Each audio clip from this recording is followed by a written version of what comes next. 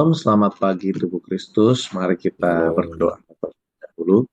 Apakah suara saya terdengar? terdengar dengan baik, Pak.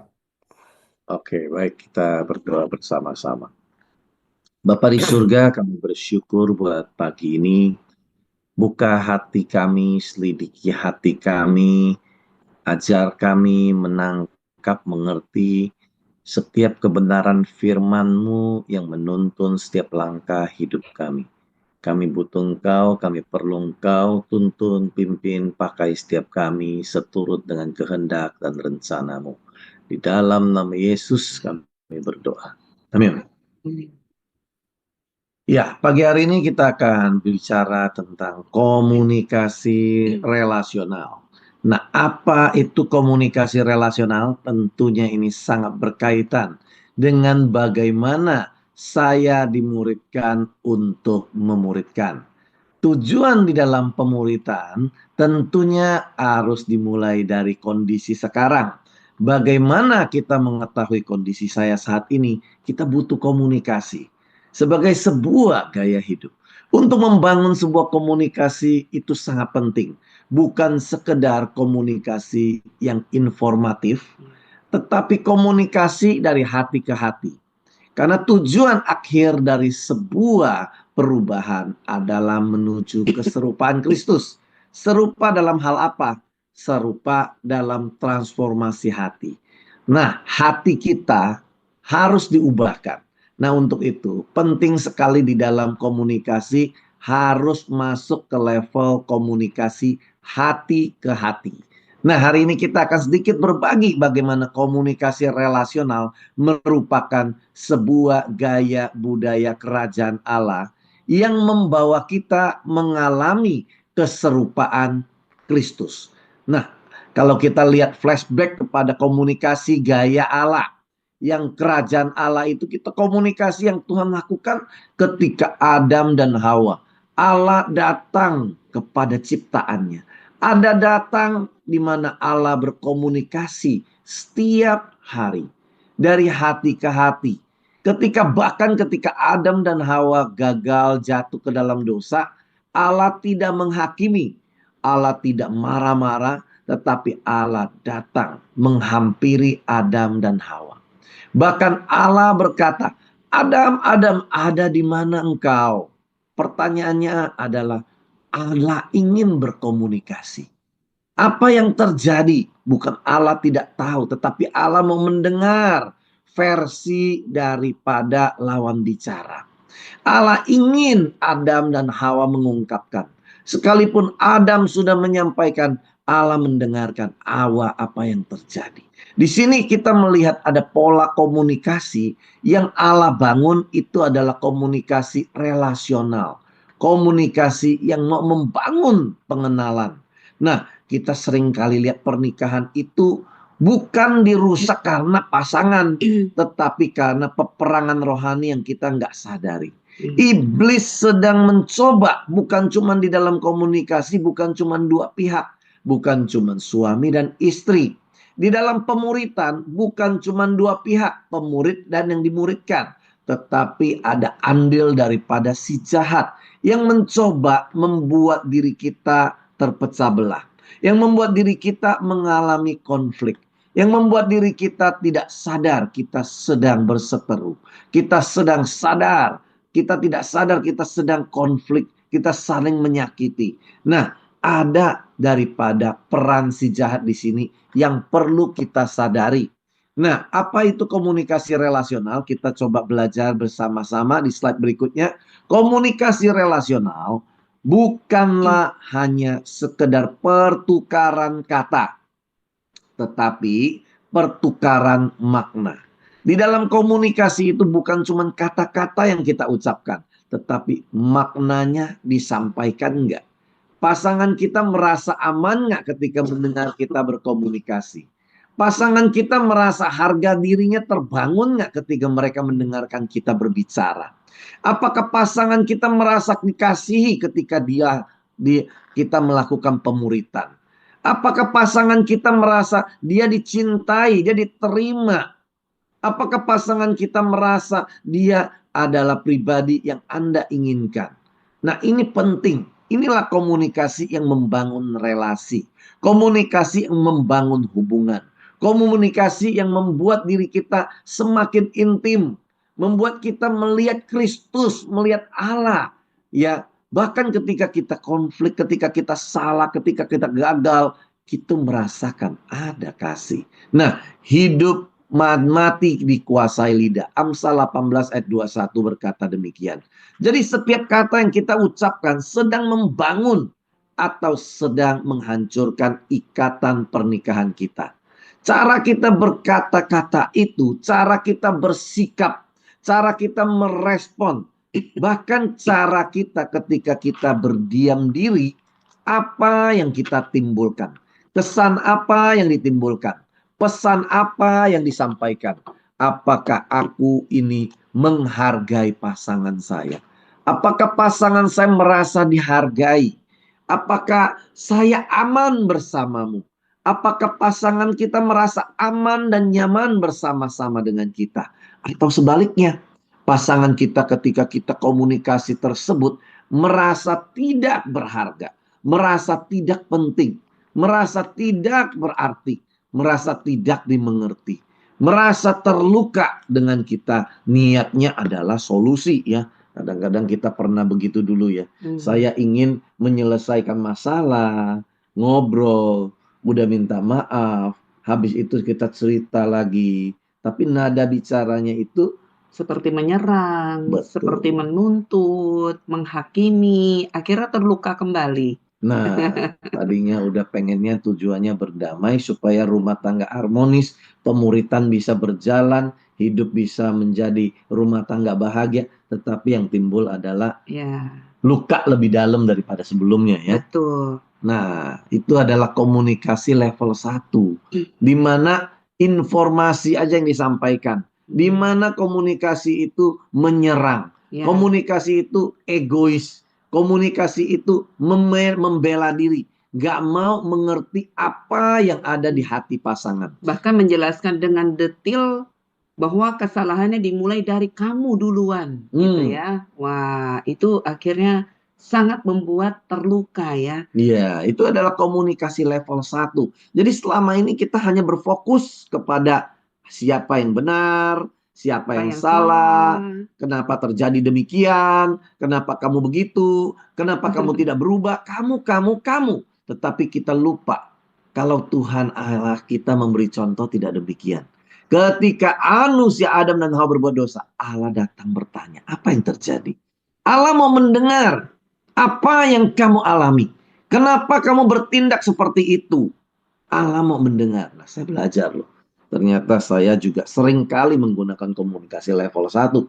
Saya nggak mengerti. Di dalam pemuritan ternyata penting. Bukan cuman, ayo pemuritan. Belajar materi, belajar firman, belajar. Tetapi kita harus tanya, apa yang mereka rencanakan? Mengapa mereka melakukan ini? Mengapa kamu kerjakan ini? Mengapa kamu lakukan itu? Nah, dari sini kita bisa merasa bagaimana di dalam komunikasi itu dari hati ke hati. Membangun nilai, membangun kasih, membangun hormat, membangun penerimaan. Nah, di dalam pernikahan itu Tuhan ciptakan untuk sebuah relasi. Bukan hanya sekedar sebuah fungsi, tetapi ada hubungan relasional. Nah, Yesus sendiri beri contoh. Kalau tadi kita bilang Allah di dalam penciptaan Allah memiliki pola di dalam menunjukkan kasihnya, komunikasi yang relasional. Nah, kita lihat Yesus pun demikian. Ketika ia mengatakan ia mengasihi kita, manusia telah berbuat dosa, jatuh dalam dosa, tetapi Yesus hadir. Hadir untuk apa?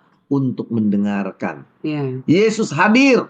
Bahkan Yesus menangis bersama-sama dengan murid-muridnya. Bahkan Yesus menangis dan Yesus merasakan ketika anak-anak ditolak, dia datang memeluk mereka. Ketika orang itu terbuang, Yesus tidak menolak, tetapi Yesus datang untuk menghampiri, ya, katanya dengan domba yang hilang. Ia mencari. Nah, saya melihat bahwa inilah sebuah komunikasi, pola komunikasi Alkitabiah, pola komunikasi kerajaan harus dimulai dengan hati yang benar, hati yang dipulihkan.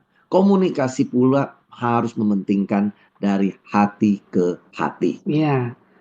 Jadi mengapa iblis menyerang komunikasi relasional? Hmm. Karena memang komunikasi relasional itu membangun rasa aman. Dan komunikasi relasional itu juga menghasilkan keintiman, ya, bahkan memunculkan kesepakatan rohani. Nah, kalau sudah membangun rasa aman, menghasilkan keintiman, bahkan memunculkan kesepakatan rohani, pasti hal ini akan mengaktifkan kuasa Allah. Amin. Ya, Allah adalah kasih. Nah, kalau itu semua sudah ada, itu Allah akan hadir. Wow. Ketika Allah hadir, tentu kuasanya juga hadir. Wow. Nah, tentu saja hal ini iblis nggak akan suka. Karena sebuah keluarga itu akan menjadi tubuh Kristus yang luar biasa. Yes. Yang akan banyak menjamah orang-orang. Yang orang-orang ketika melihat, mereka melihat keluarga ini adalah kehadiran Kristus. Wow. Karena ada kuasa Allah, ada kehadirannya Allah. Boleh dirasakan dengan adanya kesepakatan rohani, dengan adanya keintiman, dengan adanya rasa aman.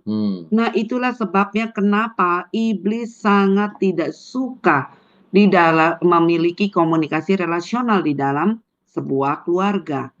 Ya, banyak konflik dalam pernikahan bukan karena hanya perbedaan karakter. Ya, ada juga yang karena perbedaan karakter tentunya. Tapi banyak yang sebenarnya bukan karena perbedaan karakter atau bahkan karena tidak kesepahaman sama pasangan, gitu ya. Tapi seringkali ya karena peperangan rohani yang tidak disadari. Apa yang iblis lakukan itu tentunya tipu muslihat. Namanya orang nipu, namanya ketipu, itu nggak sadar.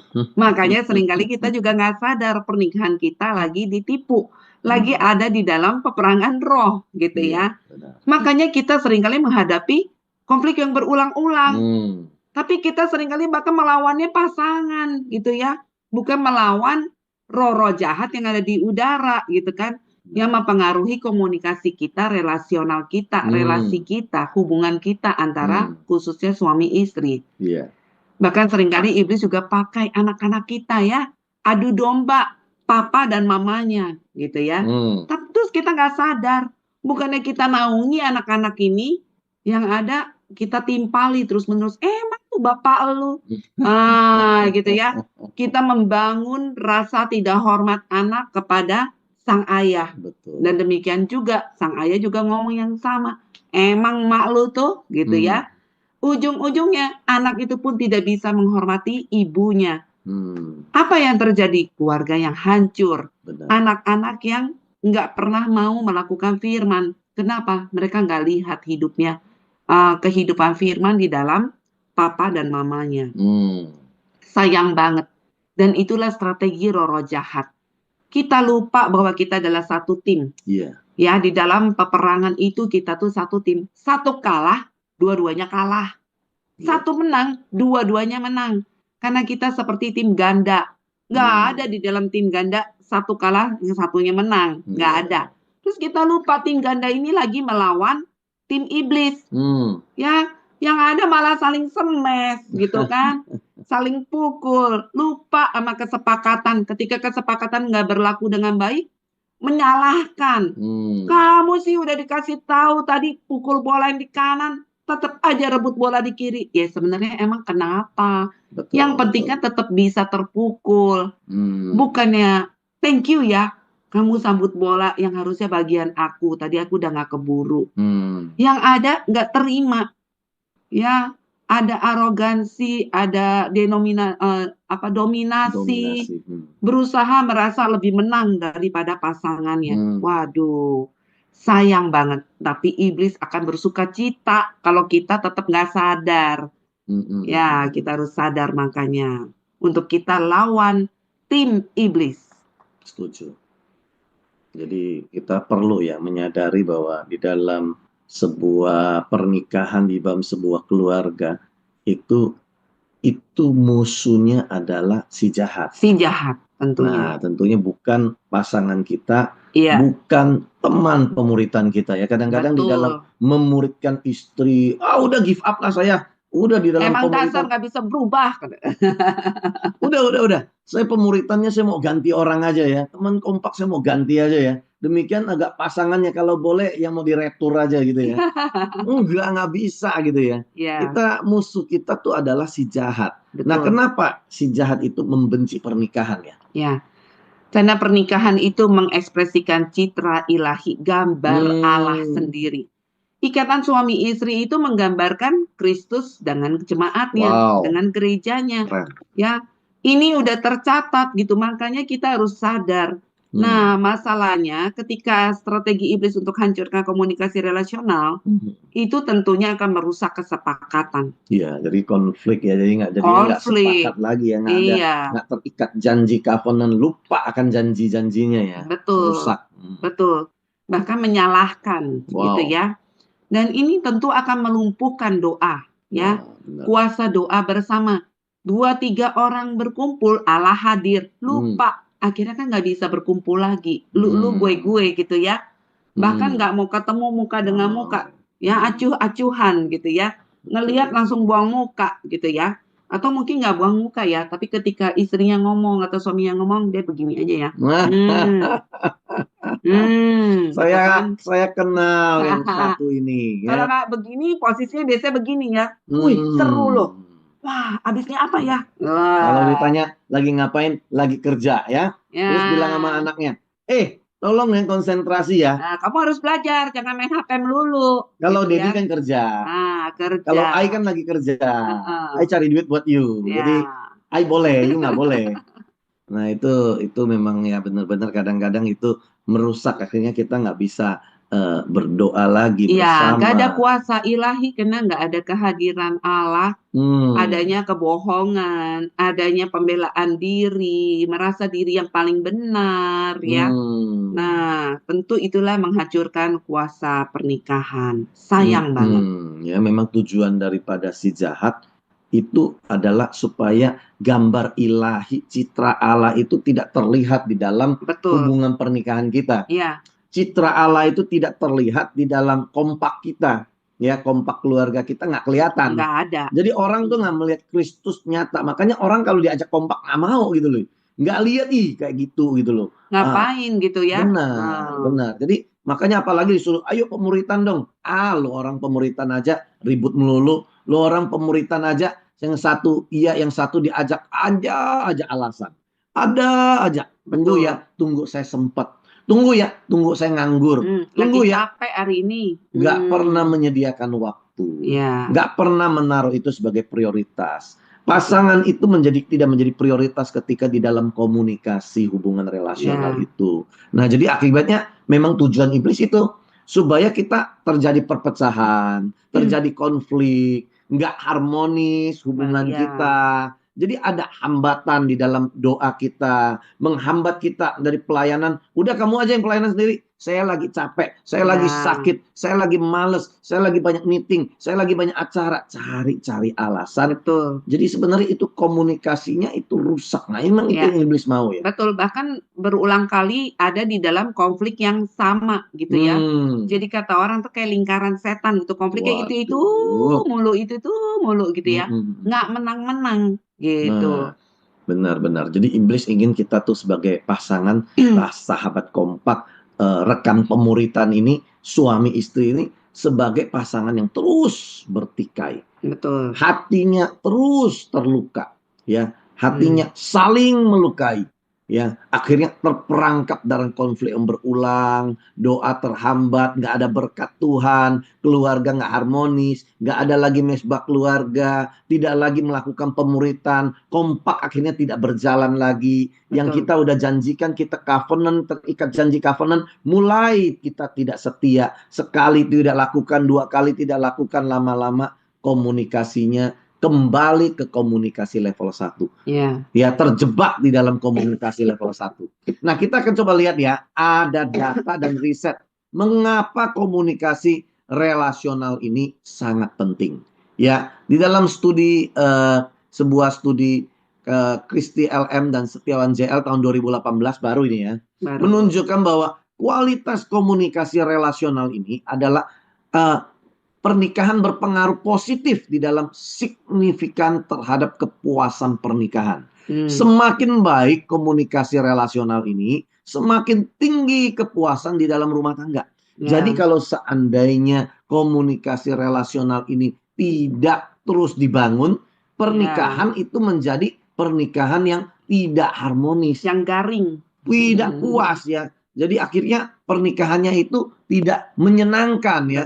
Jadi Betul. pernikahan itu saling melukai ya. Nah, Ya, jadi di dalam komunikasi dan resolusi konflik itu bukan cuma sekedar soft skill, tetapi ini adalah elemen yang sangat krusial ya, di dalam penting. membangun kesehatan pernikahan.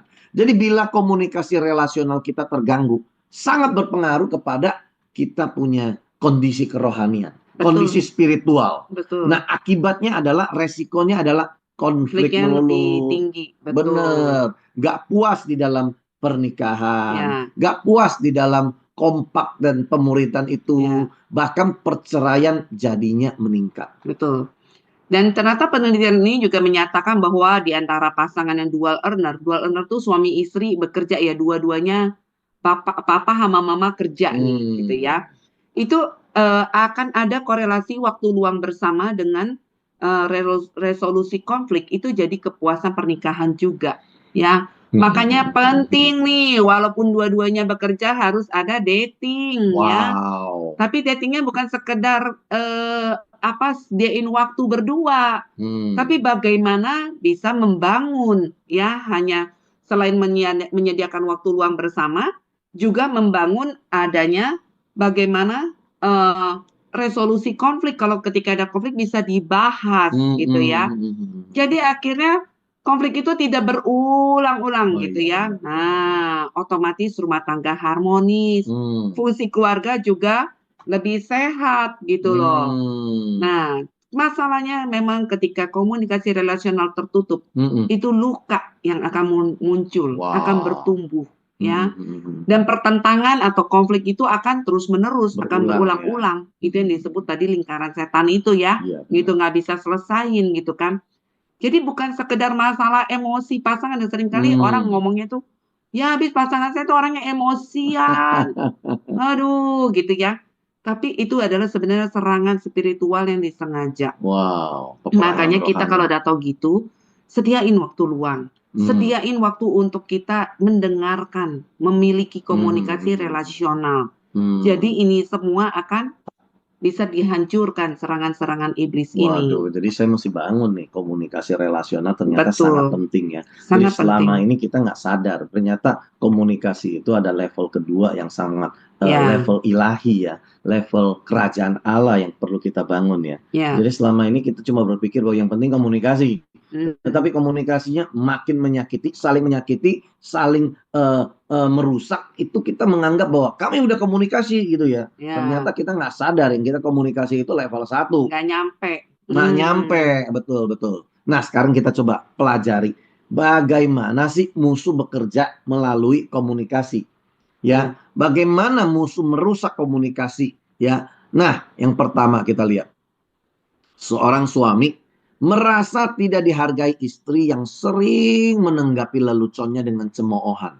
Tanpa disadari, istri sedang menghancurkan bahan bakar emosional suami. Suami itu bahan bakarnya rasa hormat. Ketika suami cerita lucu, istrinya jawabnya apa? Garing. Terus kemudian gak Apa sih yang lucu. lucu? Aduh, sakit tuh di sini gitu loh. Ya udah, akhirnya jadinya suami jadi ngambek. Suaminya jadi nggak mau cerita lagi. Suaminya jadi marah-marah. Padahal kita kadang-kadang istri bilang, kenapa sih kamu emosian melulu? Tiba-tiba marah. Tahu dong, ada yang kayak gitu. Dikit-dikit ngambek, dikit-dikit marah. Heran. Nah, saya begitu. Jadi saya kadang-kadang nggak sadar ketika, kenapa ya? Iya, kata istri saya, kenapa sih kamu ngambeknya gede gitu loh? Kenapa sih kamu tiba-tiba kesel, tiba-tiba tidak sukacita, merusak suasana? Kadang-kadang saya nggak sadar. Tapi ketika saya menyiapkan materi ini, saya berkaca kepada diri saya, iya, karena saya merasa rasa hormat saya itu dikuras. Saya merasa rasa hormat saya direndahkan. Saya merasa tidak dihargai, dibangun. tidak dibangun, tidak dimengerti, tetapi ditertawakan, direndahkan. Jadi saya tersinggung dan saya jadi mudah marah. Nah, kalau istri gimana? Kalau istri tuh sering kali nggak merasa dicintai ya sama suaminya. Ya, terus apalagi kalau ditanggepinnya begini ya, ketika istri tuh suka kadang-kadang tuh lagi diem-diem kepikiran, terus nanya gitu, kamu sayang nggak sih sama aku? Nanya melulu, ngelihat saya selama ini udah menyediakan kebutuhan keluarga, nggak sadar selama ini saya nggak punya wanita lain di luar, nanya melulu. Nah, jadi itu seringkali jadi luka ya. Istri itu merasa diremehkan perasaannya. Ngerasa kok gitu aja susah banget sih jawabnya kalau kamu mencintai aku. Kenapa harus nyolot gitu kan? Jadi akhirnya kebutuhan emosionalnya tuh nggak terpenuhi. Kenapa? Karena tangkinya si istri atau bahan bakarnya istri itu adalah cinta atau kasih ya. Makanya kenapa firman Tuhan tuh lucu ya. Ketika dibilang, hai suami-suami, kasihilah istrimu. Kenapa istri? Hai istri-istri, tunduklah kepada suamimu. Ini menjawab tentang tangkinya masing-masing gitu loh. Istri butuh dikasihi. Kalau suami butuh dihormati. Pantas aja ya tanpa disadari ya kadang-kadang itu, apakah kamu mencintai saya? Iya. Aduh, saya kadang-kadang cowok tuh gengsi ya. Ngapain gua kawinin lu gitu ya? Enggak. Masa dia nggak sayang? Nggak mau jawab gitu loh, ngambek, gitu loh, langsung melengos gitu kan. Aduh, istri kan merasanya direndahkan, tetapi suami merasa, aduh, jaim, aduh nggak perlu gitu kali gitu loh. Udah Ngapain sih nanya-nanya? Gua tuh bukan tipe cowok romantis, gua kagak bisa kayak begitu. Udahlah, nggak usah ngomong-ngomong kayak gitu. Nah, kadang-kadang merasa bahwa lu suruh gua siapin khotbah, suruh ngomong, suruh kerja 24 jam nggak apa-apa. Tapi nggak usah kayak gitu manja-manja. Geli gua gitu loh. Nah, itu kadang-kadang tuh cowok tuh perlu belajar bahwa sadar gitu loh. Tangkinya beda. Betul. Apalagi kalau bahasa kasih istrinya adalah perkataan ya, harus dijawab atau bahkan mungkin ada yang bahasa kasihnya adalah sentuhan fisik, ya dia minta dipeluk ya peluklah dulu, minta dicium ya diciumlah dulu. Nih, kalau seandainya konflik-konflik kecil ini mulai terjadi nih, dengan karena kita tidak saling memberikan dia punya tangki, memenuhi kebutuhan tangkinya, malah menguras tangkinya, akibatnya apa? Ya, tentu akhirnya akan terjadi yang namanya gagal kontrol emosi ya. Dan strategi roh jahatnya semakin tinggi gitu ya. Akhirnya ada blind spot nih komunikasinya. Ya, nggak ngerti gimana akhirnya mereka nggak bisa saling mengerti. Ya, ujung-ujungnya terluka terus-menerus. Ya, saya tuh suka ketemu pasangannya kalau saling bilang, gua nggak ngerti kenapa dia begitu ya. Kok dia bisa pikirnya kayak gua begitu ya? Bahkan ketika dikonseling ternyata suaminya sayang banget gitu ya sama istrinya. Dan ternyata istrinya juga masih sangat mencintai suaminya ya. Benar. Ini namanya blind spot komunikasi. Kenapa? Karena masih terjebak di level 1 ya, terjebak tidak relasional, tidak memikirkan hati dan perasaan pasangannya, lawan bicaranya ya. Jadi hanya berpikir tentang ego diri dan pikiran diri sendiri, informatif, yang penting goalnya aja, nggak mikirin prosesnya ya. Bahkan ini seringkali ya terjadinya tuh berulang-ulang loh. Wah, bahaya tuh. Jadi kalau udah berulang-ulang gitu, itu akan membangun luka emosional. Nah, kalau udah sampai luka ini yang orang bilang sampai titik kayak udah nggak ada jalan keluar, sampai akhirnya mereka datang-datang tuh udah mintanya cerai. Padahal kalau ditelaah atau ditanya, ya itu sebenarnya masih ada saling mencintai gitu loh. Karena apa? Karena jadi ada membangun kebencian yang tersembunyi gitu loh. Ada keretakan di dalam batinnya. Jadi akar masalahnya bukan karena suami istri nggak saling mencintai, tapi gara-gara ada yaitu nggak diberesin dan nggak diperangin ya. Jadi akhirnya si jahat itu terus-menerus memanfaatkan blind spot ini gitu loh, lukanya ini. Nah, semakin dimanfaatkan lukanya, semakin terluka, semakin benci. Nah, akhirnya karena nggak diberesin itulah komunikasinya hancur habis-habisan. Hubungannya bukan hanya hancur, tapi bahkan bisa mengalami yang namanya perceraian. Wow, ngeri ya. Ternyata niatnya komunikasi baik, tetapi kalau tidak komunikasi relasional yang dibangun, ya ternyata yang terjadi bukan membangun, tetapi melukai, menyakiti, merusak, Meruntuhkan. dan Hmm. tidak menghadirkan Tuhan. Tidak Ya. ada kuasa pernikahan, tidak ada kuasa di dalam hubungan ya. Nah, Hmm. jadi apa yang terjadi nih? Jadi kita lihat ya, yang terjadi saat komunikasi relasional rusak. Nah, yang terjadi adalah pertama gaya komunikasinya, nadanya tuh, sikapnya tuh, kata-katanya tuh menyakitkan. Hmm. Nada bicaranya tinggi, Ya. donya do. Ya. Terus kemudian sikapnya acuh nggak acuh ya. Terus Mungkin sikapnya nggak melukai dengan perkataan, tapi justru nggak berkata-kata gitu ya. iya.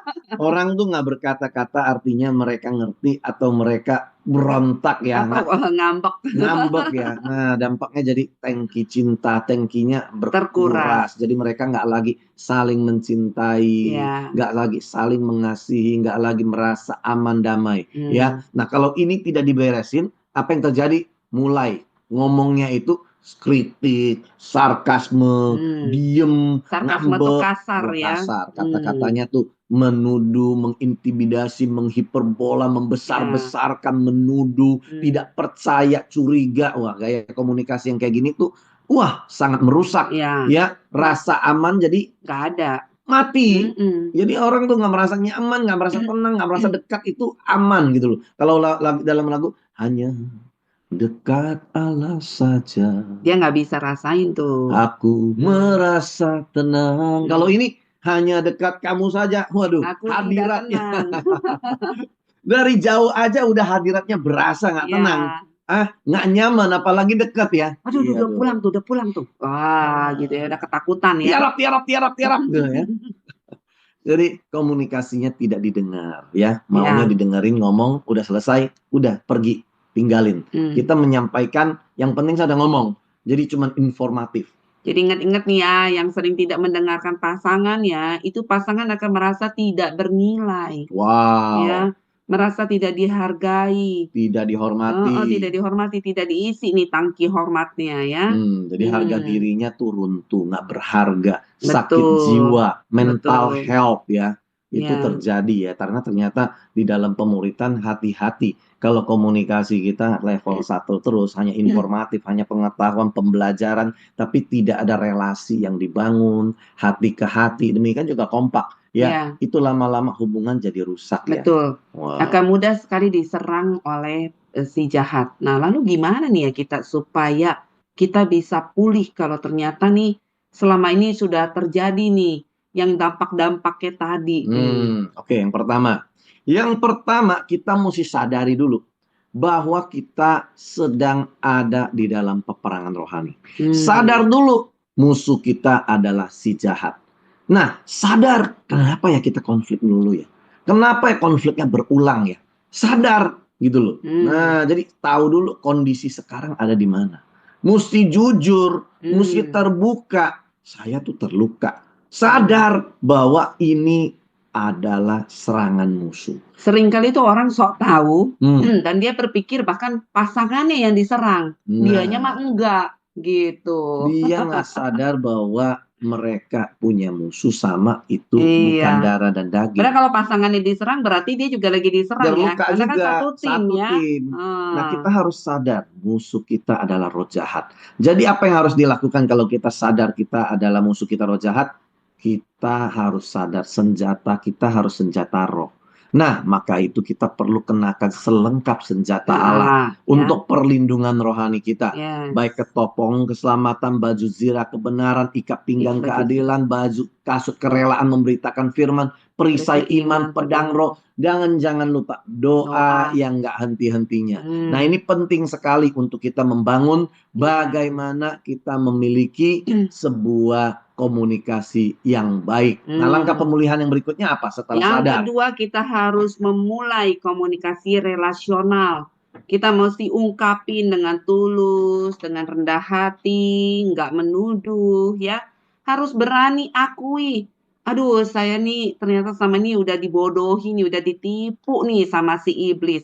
Ini nih saya baru sadar loh, ternyata nih strategi musuh nih, strateginya si iblis tuh, tim tim iblis nih yang bikin saya seperti ini. Harus akui bahwa kita selama ini mungkin tertipu, ya. Ungkapinnya dengan tulus tentunya, dengan jujur, dengan rendah hati, minta pengampunan, ya. Dan juga benar-benar sadari bahwa ketika ada luka, minta didoakan. Untuk luka itu boleh disembuhkan, ya. Ketidakpahaman, ketika ada ketidakpahaman, kita mesti belajar untuk mendengarkan, untuk memulai komunikasinya itu bukan dengan tuduhan atau dengan asumsi terlebih dahulu, tapi buang dulu, ya. Buang dulu tuh asumsi-asumsi, tuduhan-tuduhan terhadap pasangan, itu harus dibuang terlebih dahulu. Nah, sehingga ketidakpahamannya itu bisa terselesaikan. Karena kalau enggak, kita kalau nggak jujur, kitanya juga nggak tulus, pasangan tuh akan kerasa. Iya ya, benar-benar. Lakukan aja lah nih kata-kata Komardi, kata Ciria. Itu akan kerasa tuh. Iya. Nggak benar-benar menyadari, itu nggak bisa gitu. Kita mulai komunikasi relasional kalau cuma gara-gara orang lain, itu nggak akan mempan. Karena yang ada nanti makin luka, ya. Yang ketiga gimana? Kita kalau sudah sadar, ya ini peperangan rohani. Pertama sadar. Yang kedua mulai membangun, mulai dari saya. Sayanya harus memulai ya memuritannya itu dengan memuridkan gaya komunikasi yang relasional dengan rendah hati. Nah, kalau udah yang ketiga mulai membereskan ya. Nah, mulai membereskan dengan minta pengampunan, alami kesembuhan bersama-sama ya. Jadi harus akui dengan tulus, meminta maaf dan saling mendoakan. Nah, ini penting sekali untuk kita lakukan ya. Jadi kita perlu membereskannya. Kalau seandainya udah terluka, kita mesti akui. Jangan terus menyalahkan. Supaya apa? Supaya Tuhan menyembuhkan kita. Supaya apa? Supaya Tuhan hadir di tengah hubungan kita. Supaya apa? Supaya kita menemukan kita punya blind spot komunikasi itu diberikan hikmat pencerahan menyadarkan kita itu di mana. Hanya firman, ya, hanya kesadaran kita ketika kita rekonsiliasi dan melibatkan Tuhan, kita bisa menemukan sumber dan akar masalah yang perlu kita perbaiki. Ya, Jadi saya senang tuh statement dimulai dari saya ya, bukan nungguin pasangan yang minta ampun ya. Sayanya yang meminta pengampunan ya dengan tulus, betul nggak? Nah ini ya, karena seringkali orang nungguin pasangan yang minta ampun, kan dia yang salah Kak, kayak gitu ya. Yang keempat gimana? Yang keempat, kita harus intensional atau dengan sengaja melatih komunikasi relasional. Wow. Ya, bagaimana kita harus belajar mendengarkan dengan hati, bukan cuma dengerin dengan telinga ya. Ya kan udah dengerin kemarin kata gitu ya. Dan juga memiliki sikap tentunya istri memberi hormat ya sama suami. Ya suami juga memberikan kasih sama istri. Nah, kalau ini intensional atau sengaja terus-menerus dibangun di dalam rumah tangga, di dalam sebuah keluarga, wah, ini akan luar biasa, akan ciamik. Pasti akan dijamin mau luka, mau retak kayak apapun akan nyambung kembali. Amin. Akan ada lem apa katanya tuh, lem terhebat itu ya, lem yang kuat, super, ya. lem Jadi super. Kita perlu sengaja ya, terus menerus. Jadi ini mesti konsistensi ya. Jadi pemuritan, komunikasi relasional itu perlu konsisten ya. Betul. Wow. Nah, yang terakhir adalah kita perlu membangun kebiasaan doa kita. Kita perlu membangun kebiasaan kesepakatan spiritual kita. Kita perlu membangun itu bersama-sama. Betul. Nggak bisa sendirian. Betul. Satu mengalahkan 1000, dua menghalau berlaksa. Jadi penting untuk kita berdoa bersama sebagai pasangan. Itu jadi kayak tudungin lagi ya. Tudung Jangan rohani. sampai nanti udah pulih, gampang ditipu lagi, diserang lagi sama si tim iblis ya. Tapi kalau kita bangun kebiasaan doa, bangun kesepakatan spiritual, tentu seperti ada kubah ya menaungi keluarga ini ya. Benar. Jadi ketika diserang pun mental balik ya, nggak akan bisa. Nah, kesimpulannya adalah kita coba evaluasi balik. Kesimpulannya, konflik dalam pernikahan seringkali disebabkan roh-roh jahat yang menyerang melalui komunikasi. Ya. Yang kedua, penting untuk kita menyadari bahwa peperangan kita bukan melawannya kuasa gelap, bukan melawan pasanganmu, bukan melawan suamimu atau anak-anakmu ya. Mm-mm. Yang menghancurkan citra Tuhan itu kuasa gelap ya, yang menghancurkan pernikahan. Nah, komunikasi relasional itu harus memiliki kesadaran rohani dan emosional. Ditambah dengan resolusi konflik yang bijak adalah strategi membangun rumah tangga yang memuliakan Tuhan. Melalui doa, melalui kerendahan hati, melalui pengakuan, pengampunan, dan komitmen untuk berubah secara bersama-sama, pasangan dapat mengatasi luka dan bahkan akan membangun kembali rasa hormat. Ya, puji Tuhan, mari kita mau evaluasi diri kita, mari kita mau memperbaiki rumah tangga kita, mari kita mau membangun pemuritan kompak keluarga kita yang efektif dengan komunikasi relasional. Dimulai dari Saya dimuridkan untuk memuridkan kompak keluarga rohani yang membangun komunitas kerajaan. Mari kita bersatu dalam doa. Bapa di surga, terus koreksi hati kami. Mungkin di antara kami ada yang terluka. Mungkin ada kami yang sempat melukai, sempat menyakiti dengan tindakan, dengan perbuatan. Hari ini kiranya Tuhan pulihkan kami. Bawa kami kembali di dalam kesatuan, di dalam kesehatian, di dalam pemulihan. Jikalau ada teman-teman yang sempat terluka, sempat dilukai oleh pasangannya, sempat melukai, hari ini Tuhan pulihkan, Tuhan sembuhkan, Tuhan pimpin dan bimbing dan bawa kami kembali kepada kasih-Mu yang semula. Hari ini saya mau meminta ampun sebagai seorang suami dan mewakili setiap suami-suami yang melukaimu.